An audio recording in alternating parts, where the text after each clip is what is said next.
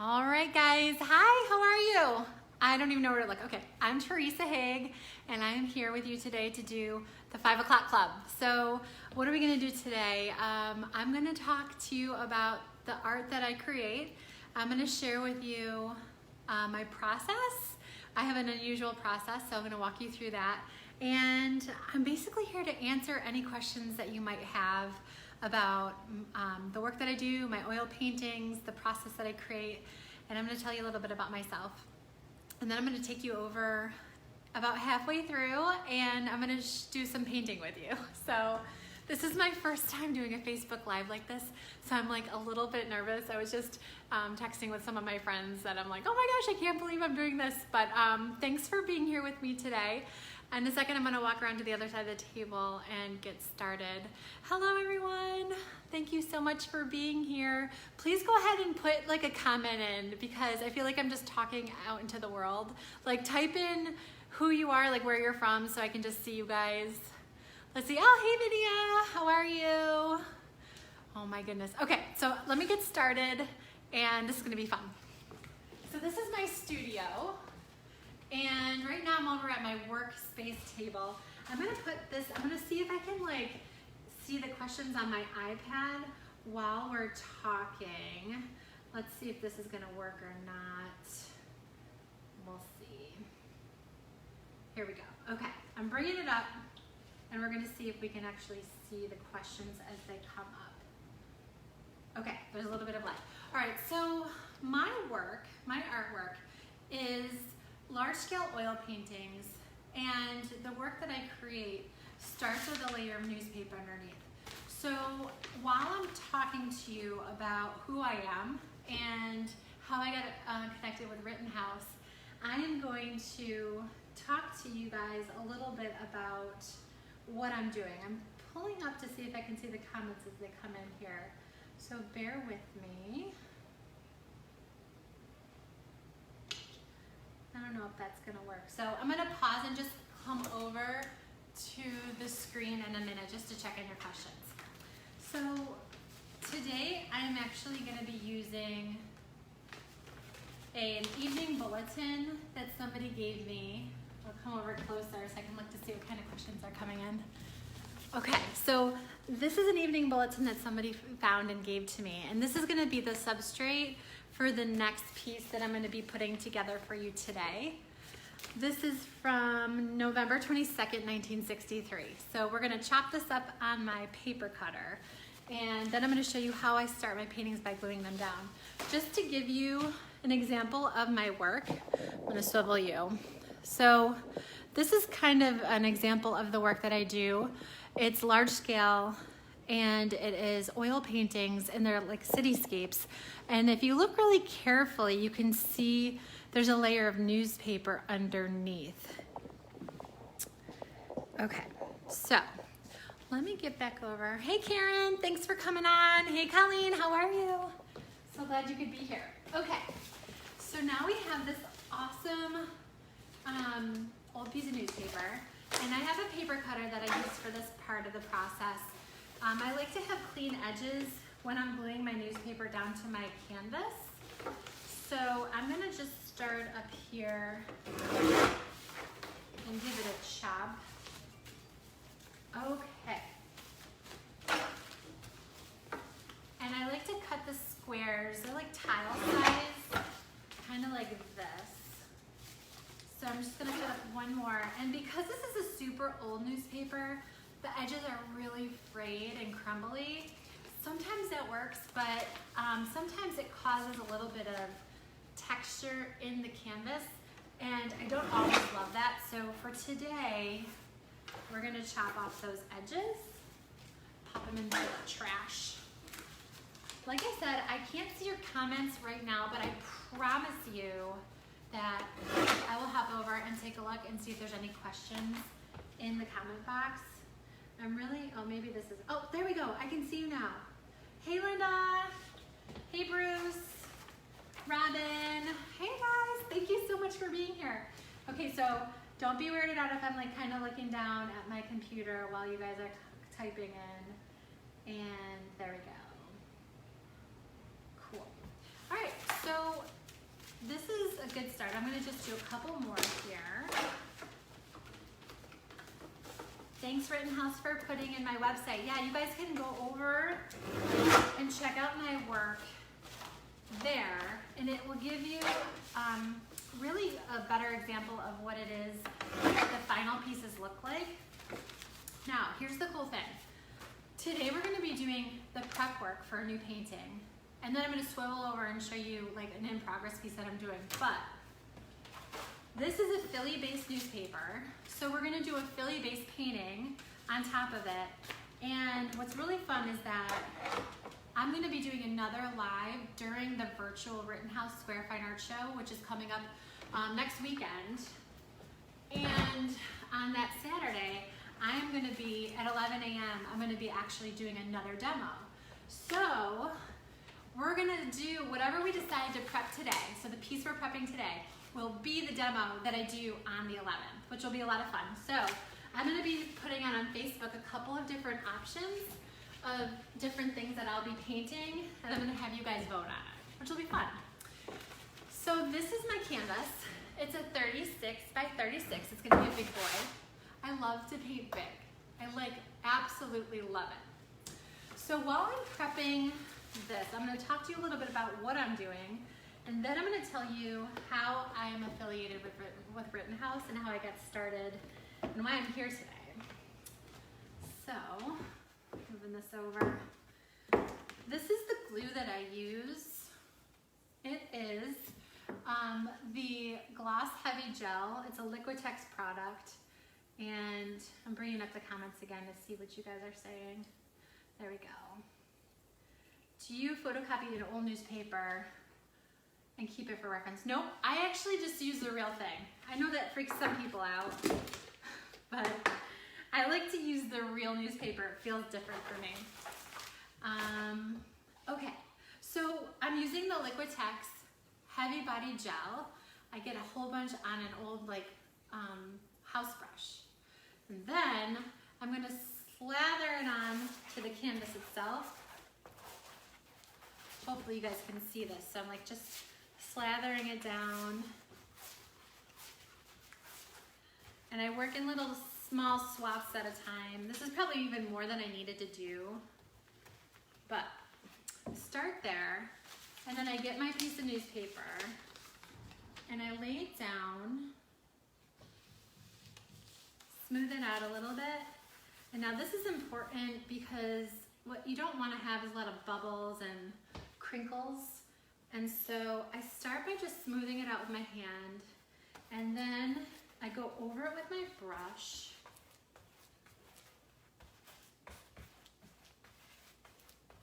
Until it lays nice and flat. And once it lays nice and flat, I go ahead and I start on the next. And what is my technique that I like to use the best is I go around the perimeter of the canvas and I do it in like a circular spiral pattern.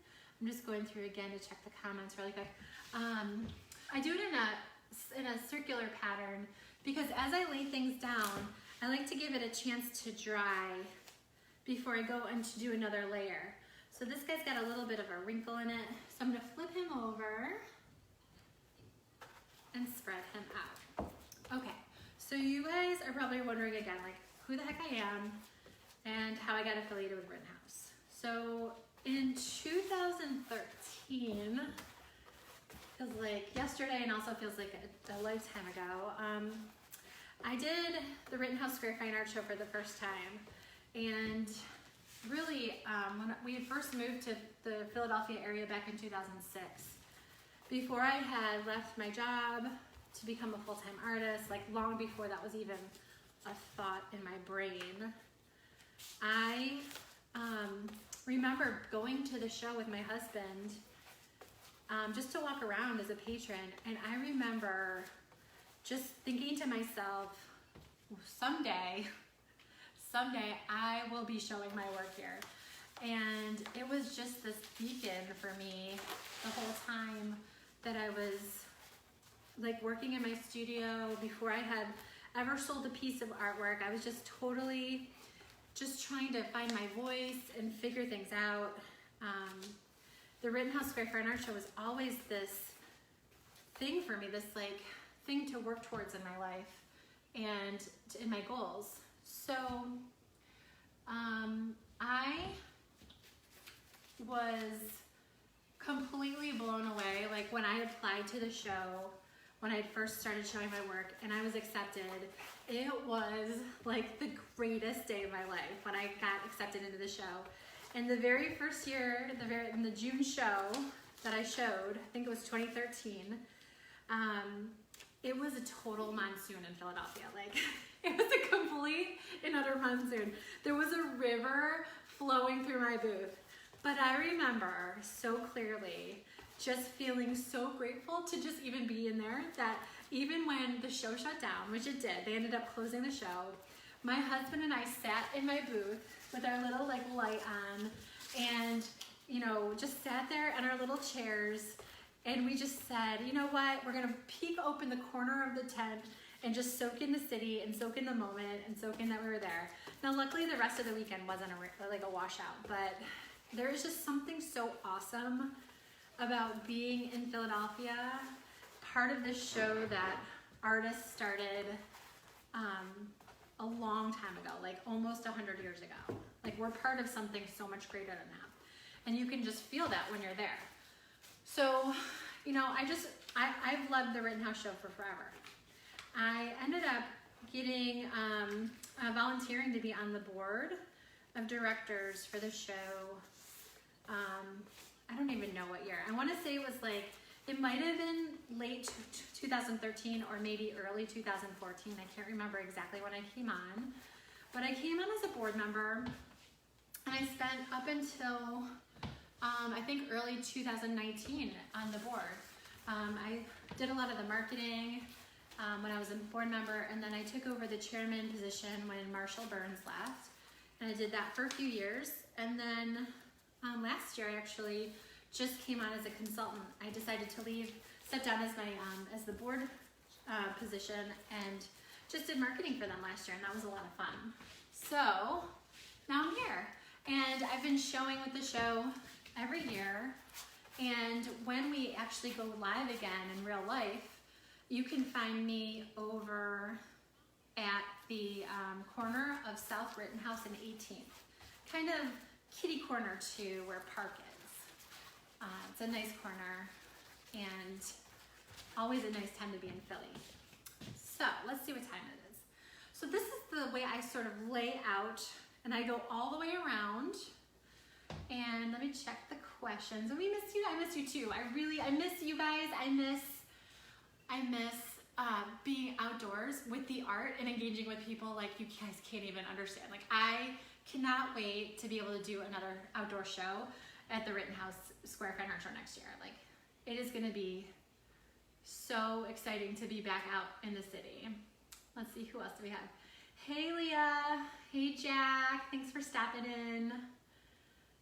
Vidya, you asked, do you plan the placement of the newspaper? That's a really good question. I don't. I made a decision a while back that I would be random with the placement of the newspapers, because for me that simulated city life. You don't go into the city and feel like things are orderly. You feel like things are just randomly happen. People walking across the street, birds swooping around, telephone wires everywhere, trash, construction. It's like you step into this random and spontaneous world. And so when I am thinking about the composition of the piece and then start placing like headlines in places that I think that'll show through, or like here's a car on this, like if I were to say, I think that there's gonna be a road somewhere over here, let me put this here. Everything gets overworked and feels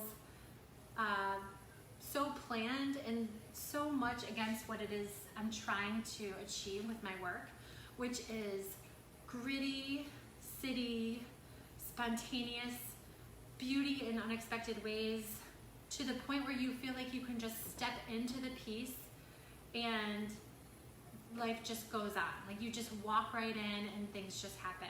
That's the vibe that I'm trying to create within my work. So that's a really good question now. So thanks for asking that.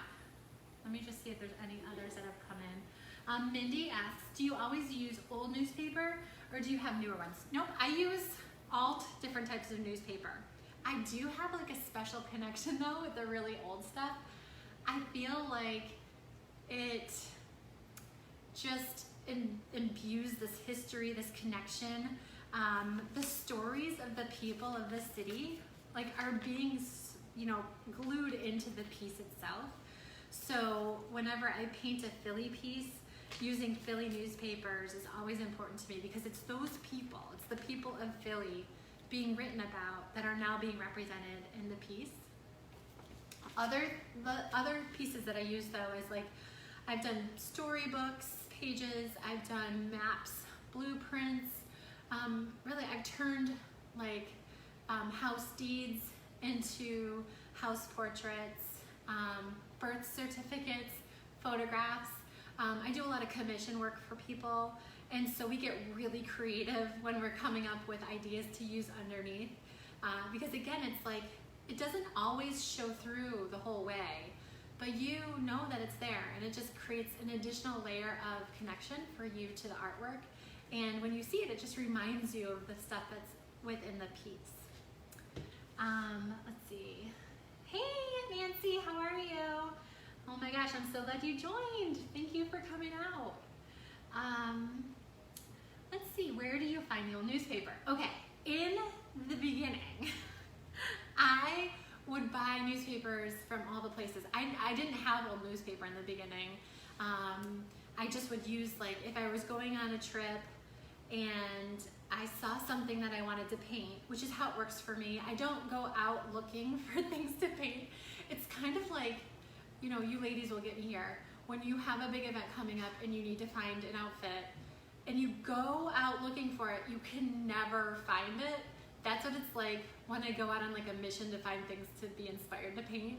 Just, it never happens. So what drives my decisions for paintings always just comes from these random moments when I'm out and about. You know, thank goodness the world now has cameras on everything, because I'll just be walking down the street and something will strike me like here in my gut, and I'm like, oh, this is like totally something that I want to capture. So I'll photograph it, and I'll photograph it multiple ways, multiple dimensions. And in the end, sometimes I'll use just one photo to create the piece with. Sometimes I'll merge like 2 or 3. Maybe a person is walking in one of the photos that I want to capture, or a car, or the tree is like being blown in the wind a certain way, or, you know, a bird is on a wire. So there's all these little tiny nuances that I'll try and piece together to create a compelling piece. But it always is just, I call it gut driven. And so I've learned to listen to what's going on inside. So hopefully that answers your question. I think I got on a little tangent there. Hey Randy, what's going on? Thanks for coming. Let's see, tell about the old letters. Yeah, I think one of my pieces, gosh, bounce back and tell me which one. I have done many pieces that have been inspired by like letters from people. So there's been love letters in some, there's been just lost letters. I did a postcard piece one time where I found at the Historical Society all these old postcards for Phoenixville, which is my town, and I blew them up and glued them into a giant painting, an oil painting that was, it's now in Borough Hall, in the lobby of Borough Hall, so that was a pretty cool one. And somebody just asked, do I ever paint plein air? The answer is yes. I have painted plein air, but I have really grown into a style for myself that is more about creating compositions from moments that I've felt like in my gut. And it's rare that I'll go out to set up an easel and then just be inspired to paint in the way that I am when I'm in my studio. So I do love, though, to get out there a few times a year because I feel like I learn so much about my craft. Like just the exercise of painting what you see versus what you see on a piece of paper or a screen really does help me refine my skills and keeping it fresh. It's the same thing with like figure painting. When I go with my friends to do like a figure drawing night, which has been a while since we've done that, but I come out of those sessions feeling like such a stronger artist because you're using different like muscles when you're drawing from somebody right in front of you or painting from life. You're really processing the whole experience differently, and it impacts the way I paint in the studio because you're processing color differently, you're processing tones and values and shapes and the way they interact with each other in a completely different way when you're painting from life than when you're sitting there from your screen or from reference photos. So again, really good question. Hey, what's going on? Laura, my mother-in-law's on. Hi. So, okay, I'm gonna move us over. So this is the way we set up, and I will just continue this whole process all the way around. Once this dries, so this layer of glue, which again is this Liquitex, once this dries, this is going to move us into the step where we put on our layer of clear gesso. So in itself, using the Liquitex matte medium gel would totally seal this down permanently, and you could go ahead and paint on top of it as is. What I have found though is that it gives like a really sleek, slick surface where my brush sort of like, it's really slippery when I'm trying to paint on it, and I don't like the way that feels. So what I've discovered is this clear gesso has a ground, like a tooth to it, like a very, very fine grit sandpaper is the best way to describe it. And so I will go over the entire top of this once it's dry with a layer of clear gesso. This does provide some additional protection to the work itself, the newspaper underneath, and it gives it this really gritty, awesome texture. I work in cityscapes, so just the idea of having like a gritty background where I can do drips and drags, and I'll show you that in a second, it makes me so happy because I'm able to really bring to life what that feels like when you're walking down a city street. So anyway, these products are available for you to try, and I recommend you guys giving this process a try. It's a lot of fun, and you can, like, you don't have to do newspaper, like I said. You can be creative. Again, you can like photographs, letters, kids art. That's a lot of fun to have your kid like just draw all over a piece of paper or create something that you want to work with as well, and then glue that down, and then you can go over top of that and find little pieces of what you want to let show through and what you want to hide. I think I saw something come in from Robin. Do I have myself on a regular painting schedule? That's a great question. Yeah, so this is my full-time job. I've been a professional artist since 2011. I paint every day, and I do it by scheduling blocks. I time block my whole schedule. So I like to get up in the morning and do my writing in the morning. So the blog posts that you see on my website, the Instagram posts that you find on my Instagram page are all typically things that I write in the morning because I can think clearer and write and, you know, have energy and like interesting things to say in the morning. Catch me in the afternoon and I am totally out of writing ideas. I feel like I am a very inept writer in the afternoon. So what I found though is in the afternoon, I'm really engaged in my art. I feel like it's like a meditation time for me where I can just put 2 or 3 hours on my time block for that time and just get into it. And I don't know if anybody's ever experienced like the feeling of being in flow, but my 2 or 3 hour time block can go by in what feels like just a few minutes. and I try and get into that as often as possible. So that's what I do in the afternoon. Another really good question. You guys have some awesome questions. Who else do we have? Hey, Rachel. Cynthia. Happy birthday, Cynthia. I'm sorry that I missed your birthday yesterday. I hope that you had a really awesome day. Okay, I'm going to move us over to the easel now, and I'm going to show you what that's all about. Let me pick this up. Okay, here we go. We're traveling. Okay. Let's see here. I have like a cardboard box set up here. Is everybody still with me? Thumbs up if you guys are still with me. Okay. Here we go. Putting this guy over here. Okay, you guys can see me okay? Awesome. All right, does anybody want to see my easel? I can show you my easel setup really quick, like the paints that I have on there. Let me know if you want to see that. Okay, I'm going to show you my easel setup. Here we go. Taking you off of the thing. Okay, this is my palette. That's what I meant to say, palette, not easel. Okay, on the palette, I have a piece of glass with a toned piece of paper underneath the glass, and that helps me create my values. Yes, I'm a very messy artist. I have stuff all over the place, but millions of brushes, lots of different things going on.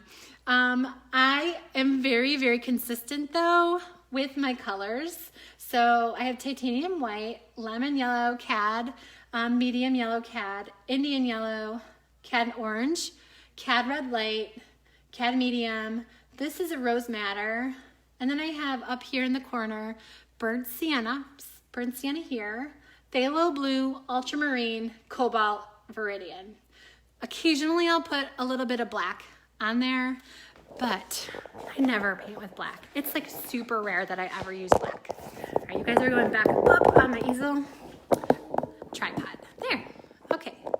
So today I'm gonna show you, okay. This is a piece I'm working on. If you go on my Instagram, you can read about the story behind it, but this is the image that I took while sitting in a whole mess of traffic when I was going up to New York. So I am working, the top part of here is pretty much done. And now I'm going to be working today. I'm going to show you the orange cone. We're going to work on the orange cone today. And I'm wondering if I should bring you closer.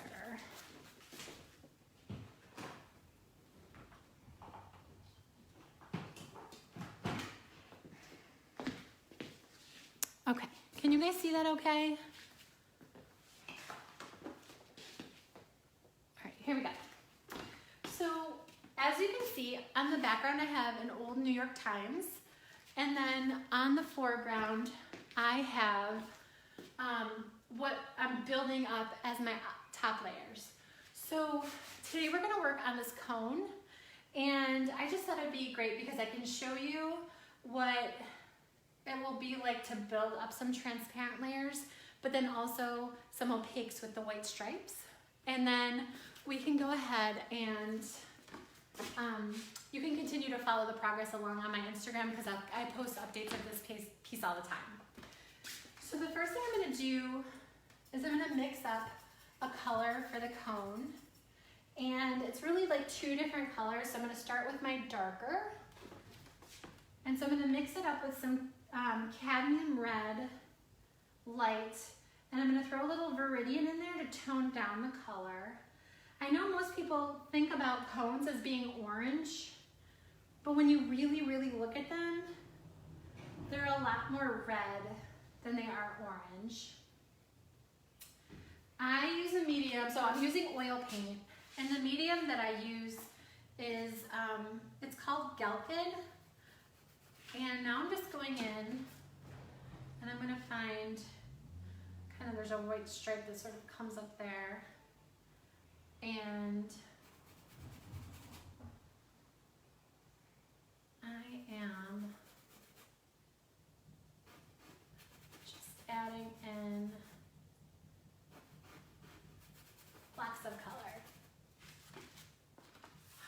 make the judgment about what part of the newspaper you want to keep? That is also a good question. It's a dance, the best way to describe it. Sometimes I cover it, sometimes I leave it transparent.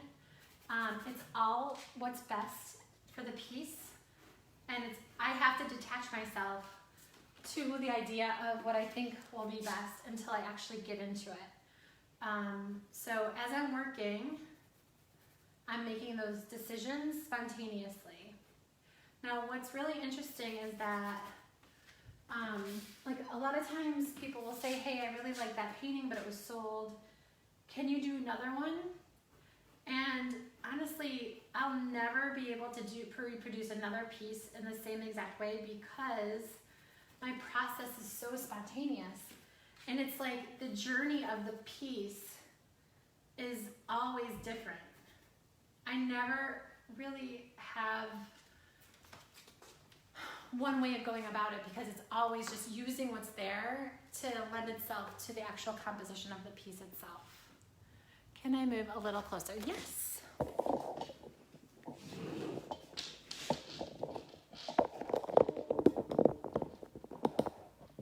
Okay.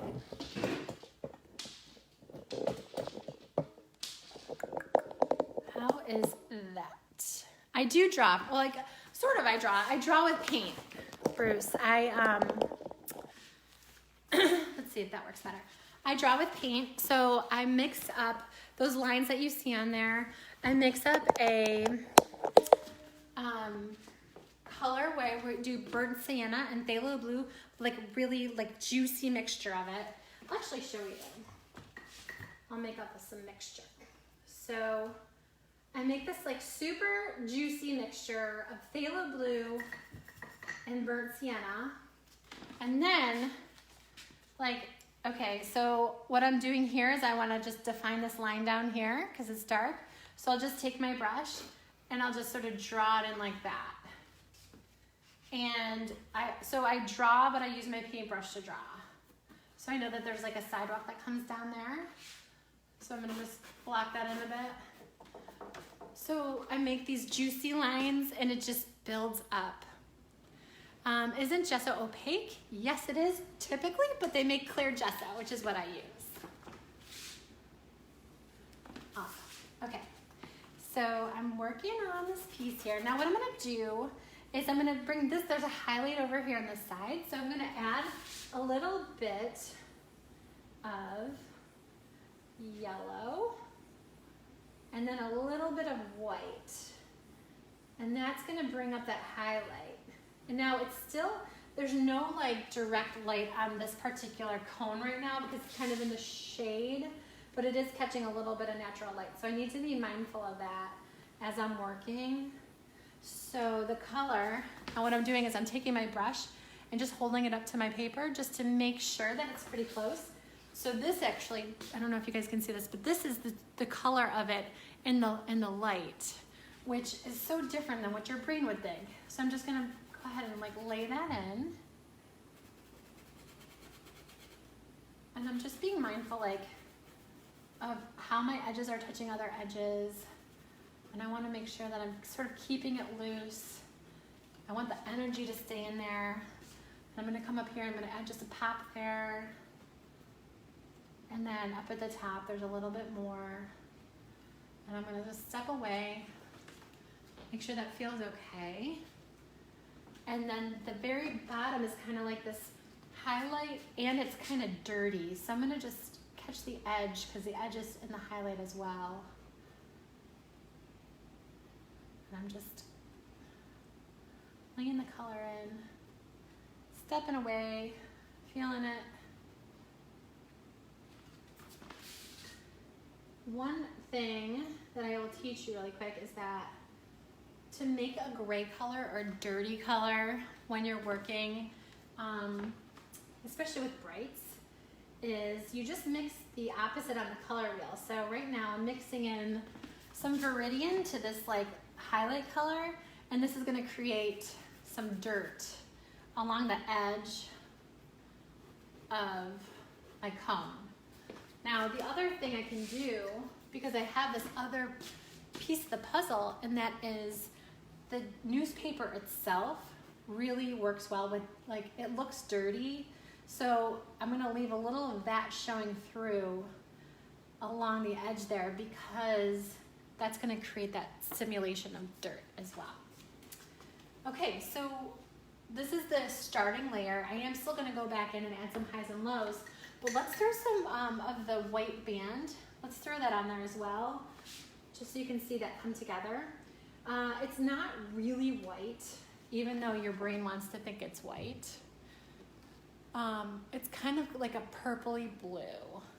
So I'm gonna mix up some white with a little bit of cobalt and then add just a touch of red to that. And I'm gonna start there. And again, I'm gonna go darker to light. With oil painting, that's the typical order. It's easier to bring your colors lighter than it is to bring them darker when you're working.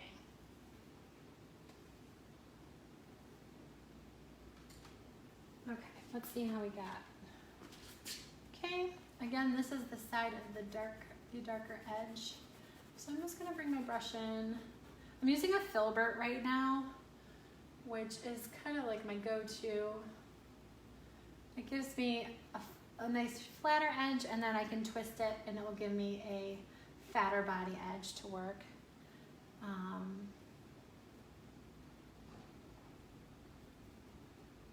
So it's kind of also beat up and dirty. So I'm leaving a little bit of exposed newspaper, and I'm not making it perfect because I want it to feel like this cone has been run over by 17 trucks yesterday. All right, how are we doing on time, guys? Yep, on the way to New York, exactly right. I was actually headed up to Armonk for a show 2 years ago, one morning. The whole story is on my Instagram, you could read it, but basically, I made a very bad mistake, even though it was like 4:30 in the morning when I hit the bridge. I took the upper, and it turns out the upper was down to 1 lane, and I was stuck in the worst traffic jam ever, and I had a show to get to, and it was so stressful. I did end up making it on time, but barely, and without the help of my fellow artists, we would have been in big trouble. Do you think your paints at all? I don't know what that means. Mindy, what did you mean by that? All right, now we're gonna add in a high. Do I thin? Do I thin? Yes, I do. I do thin. I use first bottom layer, just some Gamsol to thin. Then as I move up, I use Galkyd, G-A-L-K-Y-D. It's a Gamblin product. And then after that, I will mix in a little linseed oil when I'm doing my like super highlights. At the end when I do my like big, thick brush strokes to simulate things. All right, so now we're gonna add a little bit more white to this side. So you can see that pop.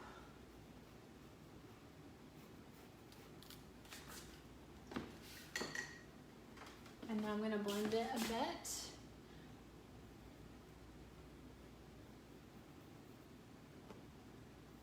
Same thing down here. Now, the very edge of this is darker again. It's got the shadow on it. So I'm not gonna paint all the way to the edge because I wanna make sure I honor that shadow and preserve the detail there. So I'm gonna come in here, same thing. Now I'm noticing as I'm painting this that my band is a little bit too thin. So I'm actually gonna bring this down a bit. And I know that I'm gonna need to hit that later with another layer, just so that I can get that proportion right. You guys are making me nervous. Okay. All right, I think we're getting close here. I think we have only like 5 minutes left. So I'm going to just scroll through the questions really quick and just make sure I'm not missing any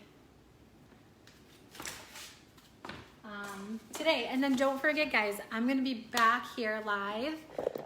There we go. I'm gonna be back here live again on December, no, December, what am I saying? On September 11th. Gosh, is that right? September 12th at 11. Sandy, ping me really quick with the date. Should have had this written down. Hey, Amy, oh my gosh, how are you? Caitlin, how are you? Hey, I just got approval from the boss lady that I can still paint some more. So do you guys want me to keep going? If you do, just thumbs me up and I will stay. But if this is boring you or like you guys are ready for me to wrap it up, I'll totally do that. Do you give private lessons? Yes, sort of. If you go on my website, I'm doing a workshop in January that I'm teaching virtually. I am not doing anything live right now, but we can certainly like set something up virtually if you want. Let's see, Karen, do you happen to know any cool artist groups online? Yes, thank you, Karen. Yeah, cool. So we have a group. So if you're an artist and are looking for some additional resources right now, head over to haveyourbestshow.com and you can join our little artist group. We have all sorts of awesome people there and we really help support each other. Okay, September 10th through the 13th. So on September 11th, nope, 12th, September 12th at 11 a.m., mark your calendars because we are going to be doing another live. I'm going to finish doing that prep work that I was doing on the canvas earlier today with the Philly newspaper. And then I will actually do that painting. I'll start it on that live. It's going to be awesome. Okay, I'm going to keep painting then since you guys want to keep me going. I'm getting some thumbs up here. While I'm doing this, I want to just tell you really quick before I forget. Next Thursday, the 5 o'clock club is actually not happening because the Rittenhouse show is going on. So, you guys, this is going to be such a great opportunity for you to meet more artists. All weekend, there's going to be virtual things going on. There's going to be virtual booth setups. You can go and like jump on a Zoom and meet other artists and see their work. They'll walk you through their galleries in their studios. It's going to be awesome. Also, there's going to be lives like this. They're going to be doing them all weekend long. So go to the RittenhouseSquareFineArtShow.com, RittenhouseSquareArt.com, and you can see the whole schedule for the weekend. All right, I'm going to get back to painting now. Okay, so now we have our whites. I'm going to add that bottom little section here. I'm going to like tighten that up a bit. Okay, so right now I'm getting some bleeding into this. I don't know if you guys can see. Do that. I'm getting some bleeding down here because of that grittiness, and I love that. I'm not gonna touch that. It makes me really happy when that stuff happens. Totally incidental. Like this was a mistake because I just made my line a little bit too squatty, and now I have these really cool drips going on. So I'm gonna leave that in there, and I'm just bringing this over a little bit. And now I'm going to get that darker edge in a second. I want to block you with my body here.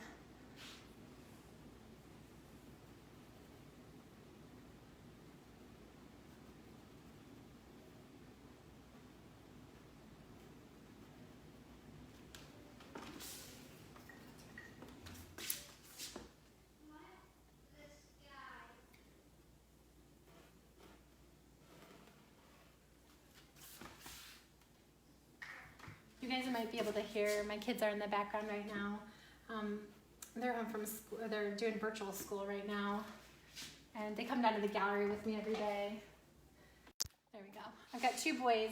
One is 9 and one is 10. So they're in 4th and 5th grade this year. And they are the best studio kids you could ever imagine. They love art and they really get into it. Okay. So that's a good start.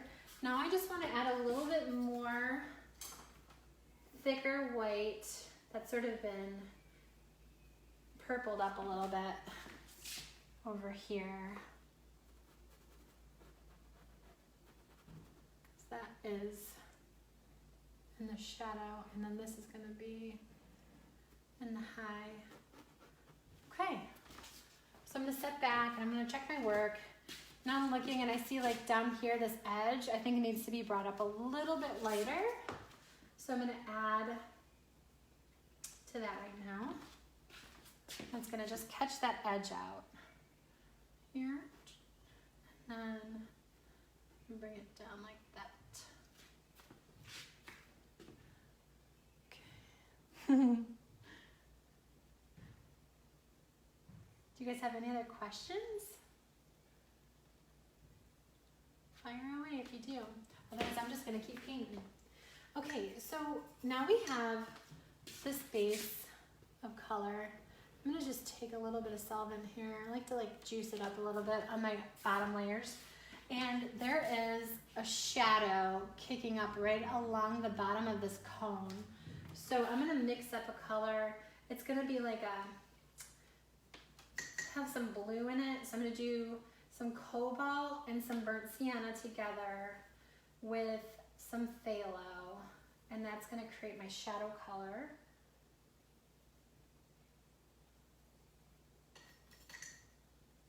Okay, so I'm gonna like lay it in. Can you talk about the importance of stepping back? Yes, so important. So as artists, we can get really granular, like we're up here and we're working and we get so caught up in the individual brushstrokes sometimes that we forget about the bigger picture. And things like balance and harmony and just the way things feel and come together are easily forgotten. So stepping back and taking in the whole picture is so important. So right now I'm just playing around with the shadow. It's a little bit heavier on this side and comes down a bit. So I'm gonna just like lay that in, knowing that I'm gonna let this be transparent. And then as I add in the color of the sidewalk here, I'm gonna be able to go over with opaqueness or opacity and allow that to create the shape that I need. So we'll step back and we'll take a look. And that feels pretty good, so I'm not gonna mess around with it too much right now. Let's go over and visit with another part of the piece.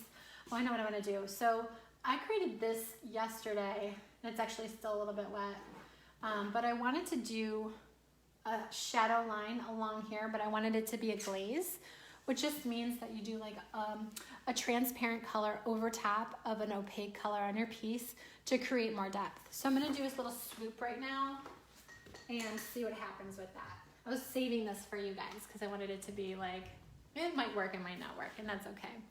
I'm sorry if you already talked about this, but when did you first start using newspaper and why? Okay, that's actually, I didn't talk about that in its entirety. I gave a little hint, but I was struggling for a long time to figure out who I really was as an artist. I like knew what I wanted to be making, but I wasn't doing, like every time I would get into a piece, I wasn't really achieving what I wanted to be achieving. So it wasn't until I'd gotten back from a business trip. I was still working at my job. I had a corporate job before I left to become a full-time artist. And I'd gotten back from San Francisco. I was there on a business trip. And I had this image of Powell Street that I wanted to create, but I didn't have any blank canvases. And I had just picked up clear gesso for the very first time. My friend owned an art store, which, gosh, if you're an artist, that's dangerous, right? I spent all my paycheck at the art store. But I just gotten a thing of clear gesso. I'd never heard of it or used it before. And it was sitting at home on my desk. And I had just gotten back, so I had this image of Powell Street. And I didn't have any blank canvases. So I decided to take some newspaper, which was also just sitting there on my desk, and cover up an old, really, really bad still life that I had done in a class. It was like a floral still life. I covered it up with newspaper just to like knock down the, all right, so we're just getting that line in.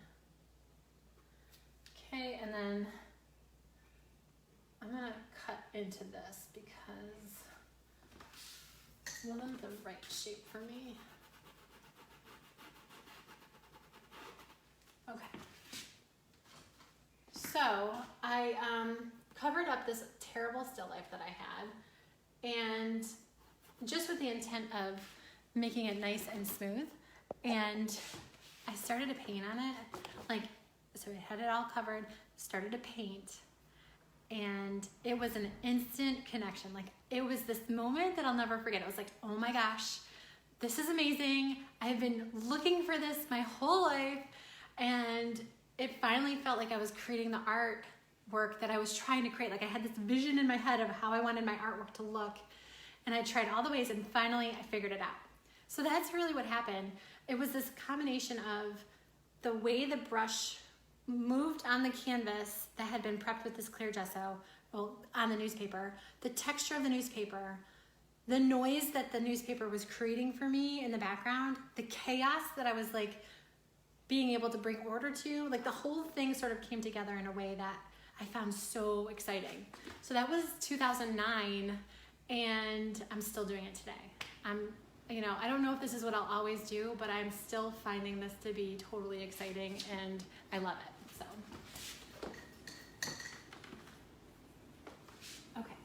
So I did this like little swoop here to create the lip, and I'm just smoothing out the edge a little bit so that it blends. There we go. Okay, good. So I kind of like that, and that's gonna dry nice. It's like I said, it's like a dance. I'm constantly moving layers around and making sure that everything feels like it's working. So I want to pick up that shadow interacting with the back there. Cool. Okay.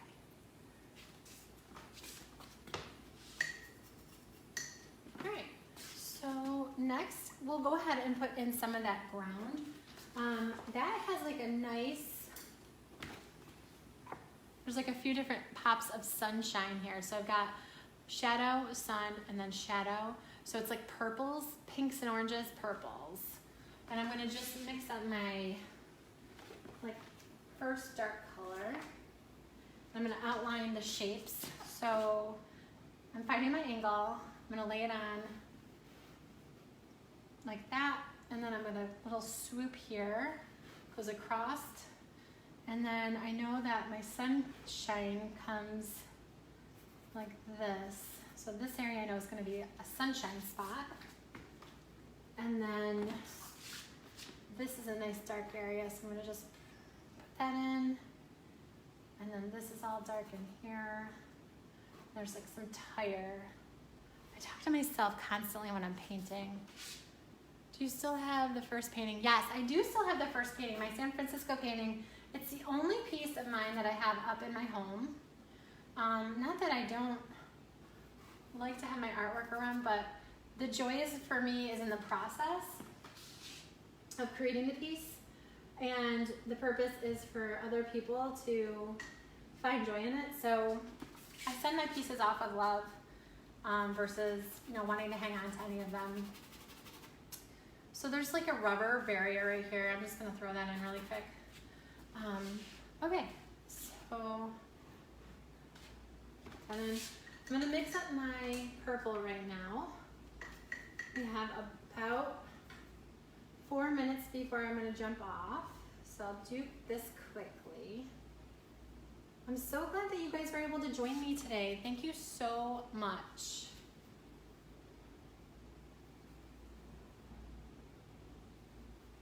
This was a lot of fun. It is a little weird feeling like you're talking into the void, so I appreciate all the comments that you guys did. Do you have a finished picture we could see? Like a finished painting? You want to see what one of my finished pieces look like? Barbara, do you want to just like thumbs up if that's what you mean, or do you want me to show you the reference photo? So I'm throwing in, this is the sidewalk color that's not in the sun. And then it sort of swoops around there. And then it gets a little bit darker in the front. Thank you, Bruce. I appreciate that. So this comes out like this. And this is gonna be like, it's important to get the details and the angles right, so I'm gonna be really careful about coming in here. And I don't wanna cover up too much because it's like the ground, and I wanna make sure that I'm preserving that. Yeah, I will definitely walk you around the gallery. Here we go. Okay, so you guys get the picture. If you want to see the progress of this particular piece, you can totally do this by jumping on my Instagram because I do post live pictures all the time. Okay, here we go. This is my studio. I'll show you my whole studio. Let me flip you around here. Can we do this? I don't know if I can flip you. All right, I'm just gonna do this then. Okay. This is my studio.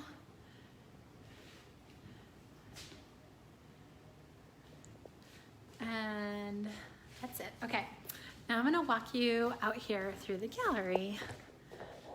Okay, so, hey guys, say hello. That's Owen. He's watching some show on Netflix, I'm sure. Okay, here we go. So here's this is my, I'll show you one of my most recent pieces that I just finished. This is, let's see here. It's like getting blown out by this spot. Hold on a second. A little bit better. This is a piece of Philadelphia Boathouse Row. I feel like I'm doing this totally wrong. Okay, and then this is over here. That is Paris next to it. And over here is, that is the Yellow House piece that I call it. And down here is a train piece. I'm redoing the gallery walls right now. I'm painting them a fresh coat of paint to get ready for studio tour. So that's like what I have going on. I have some more pieces down here too. Again, forgive the fact that they're on the floor, but I'm trying to get the studio all ready for studio tour, which is in 2 weeks. So after the Rittenhouse Square Fine Art Show, studio tour. This is the front of my gallery. Ryan, say hi. Hello. And he is my helper during the day. So anyway, that is the gallery. This is the studio. I have had the most amazing time with you all today. Thank you so much for coming. Please reach out if you have any questions, and I hope to see you on the 12th at 11. Bye, guys.